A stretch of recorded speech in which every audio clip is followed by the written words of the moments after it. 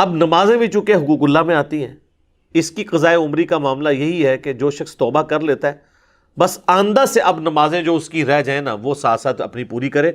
ان کی نماز جو قضا ہے یا فوت شدہ نمازیں وہ ساتھ ساتھ ادا کرنا ضروری ہوں گی. اور اس میں ایک اور بڑی خطرناک چیز تو یہ ہے کہ سورہ الروم میں اللہ تعالیٰ نے فرمایا ہے منیبین الیہ، رجوع لاؤ اللہ کی طرف، وَأَقِیمُوا الصَّلَاةَ اور نماز کو قائم رکھنا، وَلَا تَكُونُوا مِنَ الْمُشْرِكِينَ اور مشرکوں میں نہ ہو جانا. نماز چھوڑنے والا تو اللہ کے نزدیک عملاً مشرک ہے.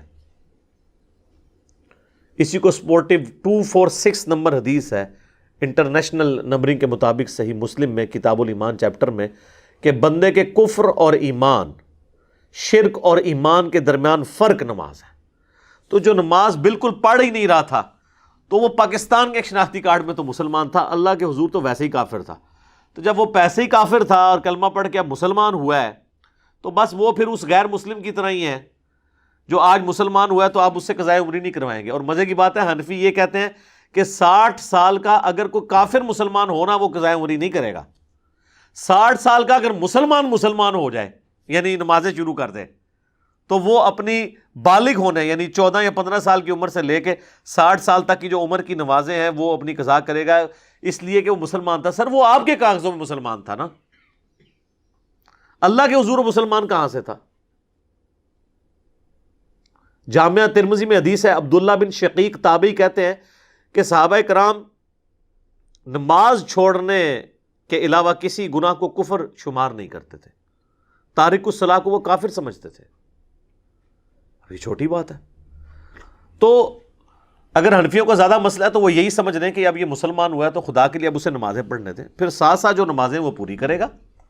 باقی اللہ تعالیٰ نے آٹومیٹکلی آپ کے لیے ایک قضائے عمری اس حوالے سے معاملہ رکھ دیا کہ جو آپ نفلی عبادات کرتے ہیں، جو ہماری فرض نمازوں کے ساتھ جڑی ہوئی نفلی عبادات ہیں، جو اگرچہ نماز کا حصہ نہیں ہے، اگر کوئی چھوڑ دے گناہگار نہیں ہوگا، لیکن ان کا ایک فائدہ ہے سنت مؤکدہ کا.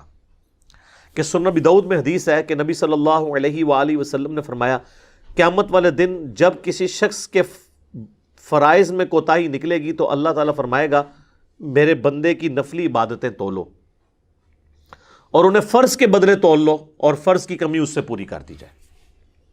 تو اگر نفلی عبادات آپ کی ساتھ ہوں گی تو آٹومیٹکلی آپ کے فرضوں کی کوتاہی پوری ہوتی رہے گی.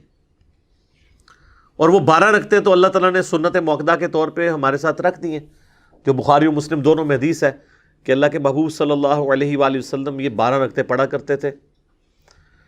4 ظہر سے پہلے، 2 ظہر کے بعد، 2 مغرب کے بعد، 2 عشاء کے بعد اور 2 فجر سے پہلے، اور 3 وتر الگ سے سنت ہے. ٹھیک ہے جی، وہ آپ پڑھیں. تو یہ نفلی عبادت آپ روزانہ 12 اور 3 15 ہو گئی. 2 رکعتیں اگر آپ کو اللہ توفیق دے تو اور پڑھیں، اور وہ عشاء کے وتر کے بعد اگر 2 نفل پڑھ لیے جائیں تو تہجد کے ایکویلنٹ ہیں. مسند احمد میں اور سنن دارمی میں اس حوالے سے احادیث موجود ہیں، میری الگ سے ویڈیوز بھی ریکارڈڈ ہیں اس میں. تو 17 نوافل تو یہ آلموسٹ ہو جاتے ہیں خود بخود ہی. باقی جو وتر کی قضا جو ہے نا وہ ضروری نہیں ہے، جو پرانی نمازیں چھوٹی ہیں ان میں آپ نے وتر بھی قضا کرنے ہیں. البتہ جو ساتھ ساتھ چھوٹ جائیں وہ آپ ضرور کریں وتر قضا. صحیح بخاری میں آتا ہے نبی علیہ السلام تو سفر میں بھی وتر کی نماز نہیں چھوڑتے تھے. بخاری و مسلم دونوں میں حدیث ہے. تو وتر کی ایک تاکید ہے، لیکن نمازیں وہی 5 فرض ہیں اور اس میں بھی فرض رکھتے ہیں 2 فجر کی، 4 ظہر، 4 عصر، 3 مغرب اور 4 عشاء، یہ کافی ہے. تو آٹومیٹکلی قضائے عمری والا معاملہ تو آپ کے ساتھ ساتھ نفلی عبادت میں چلے گا. البتہ جو ساتھ ساتھ نمازیں آپ توبہ کرنے کے بعد چھوٹیں وہ آپ نے پھر ساتھ ساتھ پڑھنی ہے. اس کے بارے میں وہ